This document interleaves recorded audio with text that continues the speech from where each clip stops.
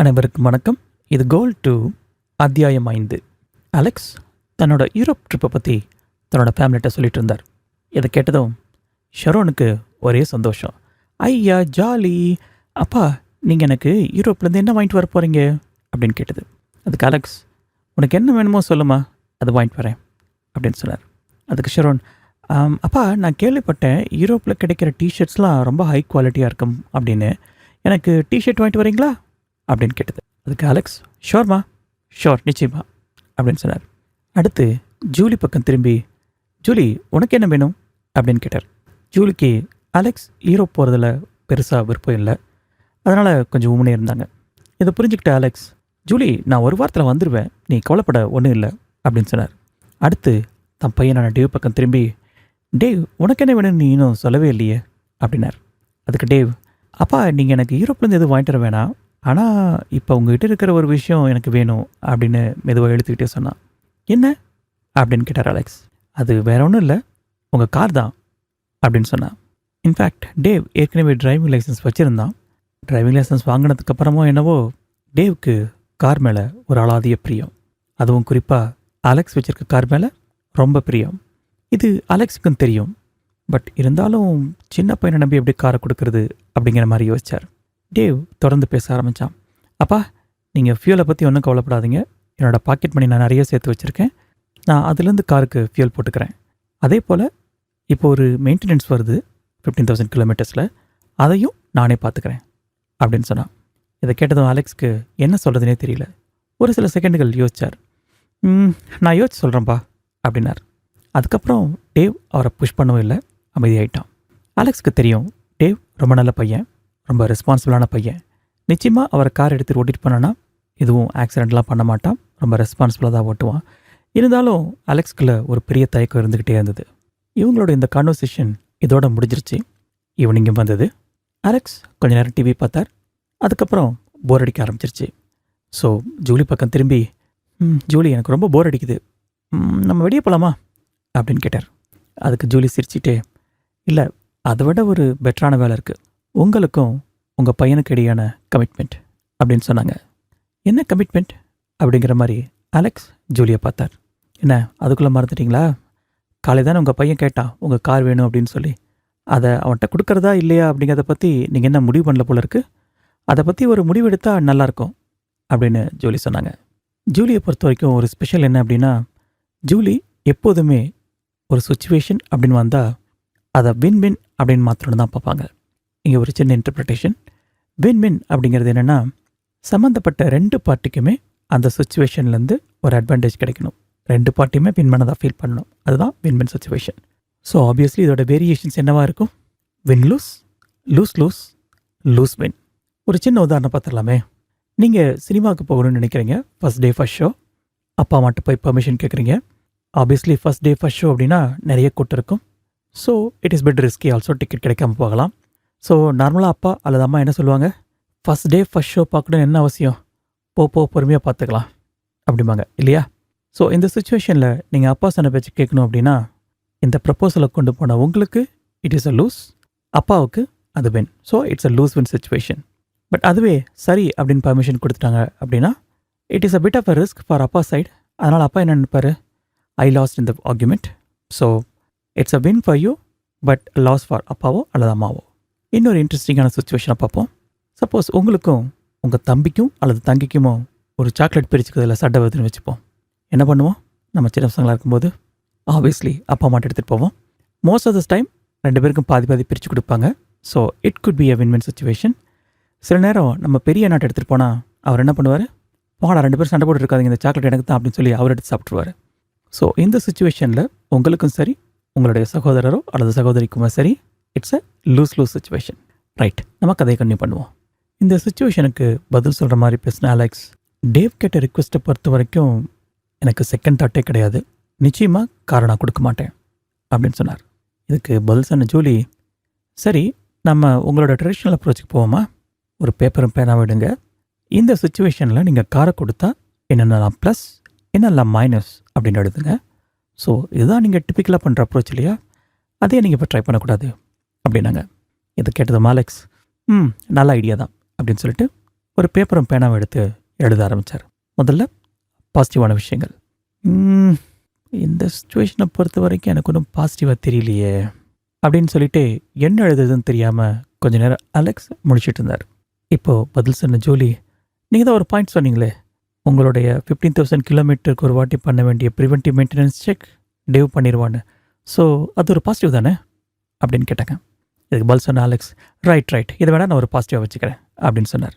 தொடர்ந்து பேசின அலெக்ஸ், அது ஒரு வாரம் டெய்லி ஆனால் ஒன்றும் பெரிய ப்ராப்ளம் ஆகிடாது, அதனால் என்னை பொறுத்த வரைக்கும் அது ஒரு பெரிய பாசிட்டிவ் நான் சொல்ல மாட்டேன் அப்படின்னார். இதை கேட்டதும் ஜூலி சிரிச்சுக்கிட்டே, சரி பெருசாக பாசிட்டிவ் இல்லை அப்படின்னா நீங்கள் ஏன் இன்னும் காரை கொடுக்க முடியாதுன்னு ஆன் த ஸ்பாட்டில் சொல்லலை அப்படின்னு கேட்டாங்க. அதுக்கு பதில் சொன்ன அலெக்ஸ், இல்லை நான் டேவை ஹர்ட் பண்ணக்கூடாதுங்கிறதுல ரொம்ப கேர்ஃபுல்லாக இருக்கேன். ஆஃப்டர் ஆல் அவன் சின்ன பையன், நம்ம ஏதாவது ஹார்ஷாக பேசி அவன் ஹர்ட் ஆகிடக்கூடாது இல்லையா, அதனால் நான் ரொம்ப கேர்ஃபுல்லாக பேசினேன் அப்படின்னார். இதுக்கு பதில் சொன்ன ஜூலி, இதில் ஒரு முக்கியமான விஷயத்தை நீங்கள் மறந்துட்டீங்க. இப்போ நீங்கள் நோ அப்படின்னு சொன்னீங்கன்னா டேவ் என்ன நினைப்பான் அப்படின்னா, அப்பா நம்பலை போல இருக்கு, அதனால தான் கார் கொடுக்க மாட்டேங்கிறாரு அப்படின்னு யோசிப்பான் இல்லையா அப்படின்னாங்க. இதுக்கு பதில் சொன்ன அலெக்ஸ், எனக்கு சரியாக சொல்ல தெரியல ஜூலி, இந்த விஷயத்தை பொறுத்த வரைக்கும் முழுசாக அவனை நம்பி காரை கொடுக்கலாமா அப்படிங்கிறதுல எனக்கே ஒரு குழப்பம் இருக்குது. எனிவே நீ சொன்னதில் ஒரு பாயிண்ட் இருக்குது.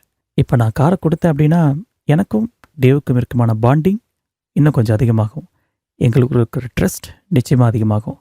அதனால் அது ஒரு பாசிட்டிவ் பாயிண்ட்டாகவே நான் எடுத்துக்கிறேன், அதையும் எழுதிடுறேன் அப்படின்னு சொல்லி அந்த பாயிண்ட்டை எழுதினார்.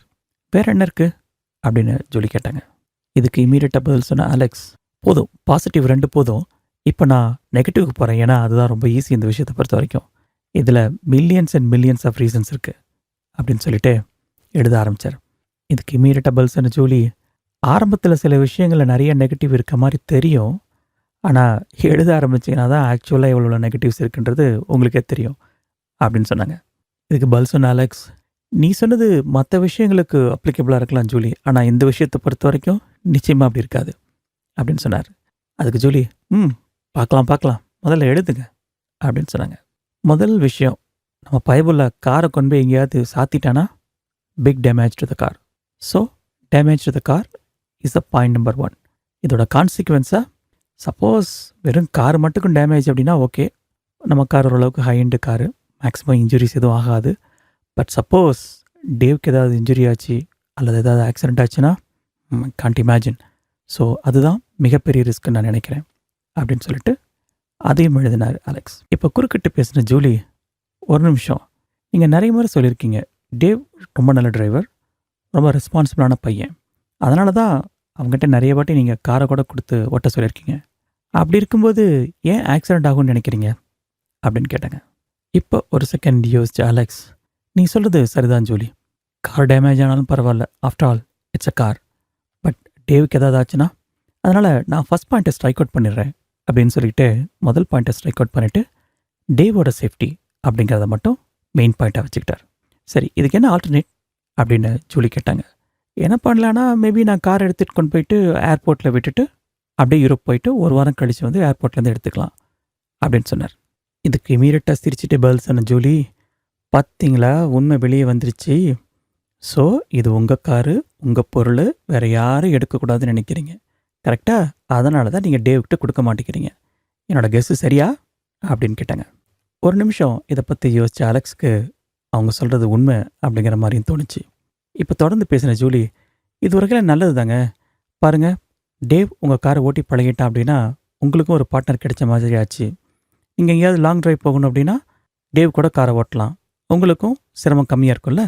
நீங்கள் ஒரு விஷயத்த மறந்துருப்பீங்கன்னு நினைக்கிறேன், டேவுக்கு ஒரு பெரிய ட்ரீமே இருக்குது உங்கள் காரை வச்சு, மெக்சிகோ வரைக்கும் காரை ஓட்டிகிட்டு போகணும் அப்படிங்கிறதான் அது.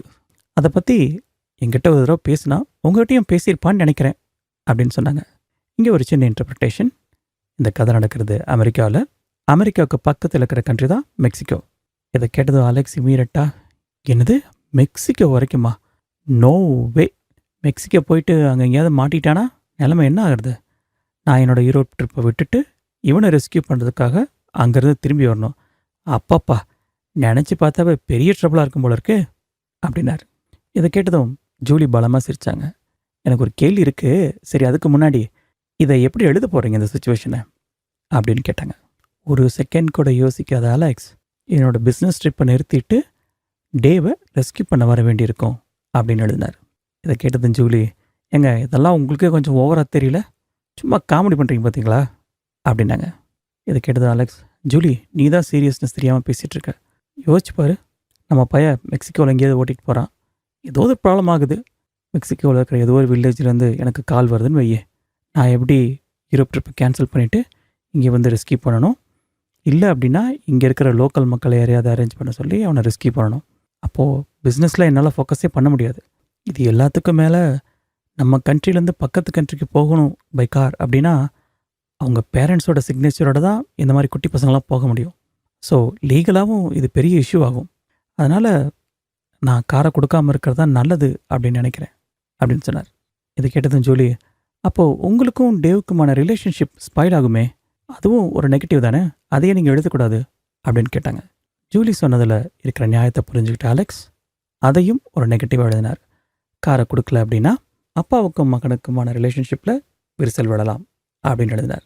அந்த லிஸ்ட்டை மறுபடியும் படித்து பார்த்த அலெக்ஸ், எனக்கு தெரிஞ்சு இந்த ரீசன்ஸே போதும், ஏன்னா ஒவ்வொரு இம்பேக்டும் ரொம்ப பெரிய பெரிய இம்பேக்டாக இருக்குது, இதை வச்சு என்னால் டேவை கன்வின்ஸ் பண்ண முடியும்னு நினைக்கிறேன் அப்படின்னு சொன்னார். இதுக்கு பதில் சொன்ன ஜூலி, ஒரு நிமிஷம் பொறுங்க, ஜோனா சொன்ன ஒரு விஷயம் உங்களுக்கு ஞாபகத்தில் இருக்குன்னு நினைக்கிறேன். இந்த மாதிரி பாசிட்டிவ் அண்ட் நெகட்டிவ்னு எழுதும்போது ப்ரெடிக்டட் நெகட்டிவ்ஸ் அப்படின்னு ஜோனா ஒரு விஷயம் சொல்லி கொடுத்தாரு, ஞாபகம் இருக்கா அப்படின்னு கேட்டாங்க. இப்போ தான் அலெக்ஸ்க்கு அது ஞாபகம் வந்தது. ஆமாம்மா, ஸோ இந்த ப்ரெடிக்டட் நெகட்டிவ்ஸை வச்சு என்ன மாதிரியான விளைவுகள் ஏற்படலாம் அப்படிங்கிறதையும் இன்னும் கொஞ்சம் டீட்டெயில் பண்ணால் அது நான் பேசுகிற என்னோடய ஆர்கியூமெண்ட்டுக்கு ரொம்ப ஹெல்ப்ஃபுல்லாக இருக்கும். தேங்க்ஸ் ஜூலி, நான் கண்டிப்பாக அதை எழுதிட்டு அப்புறமா டேவை பார்க்க போகிறேன் அப்படின்னு சொன்னார். அங்கேயே உட்காந்து கடன்னு அந்த லிஸ்ட்டையும் எழுத ஆரம்பித்தார். எழுதிட்டு இருக்கும்போதே அலெக்ஸ்க்கு ஒரு யோசனையும் வந்தது. இதுபோல் என்னோடய பிஸ்னஸ் ப்ராப்ளத்தையும் சிம்பிளாக சால்வ் பண்ண முடிஞ்சால் எவ்வளோ நல்லாயிருக்கும் அப்படின்னு நினச்சார்.